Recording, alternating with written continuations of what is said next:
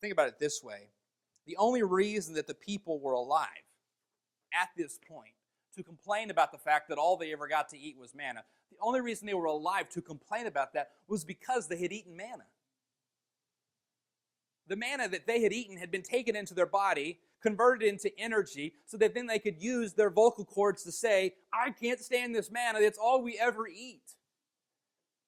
Later on, we read about everybody weeping at the door of their tent. The only reason they were able to do that is because God had provided them water in the middle of the desert, and they had drank water in. Their body had enough moisture to cry out tears.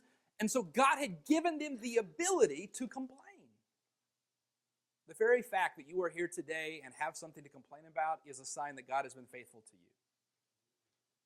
The very breath that we breathe, to breathe out a complaint, is evidence to the fact that God's been faithful to us.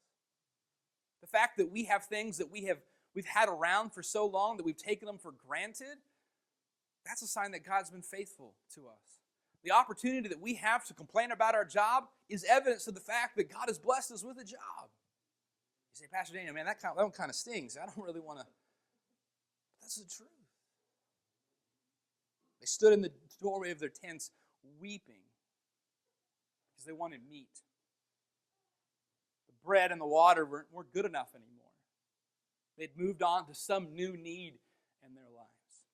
This morning, I hope that you'll see yourself in them and that you'll be reminded that there are many things in your life that you're taking for granted that God has blessed you with.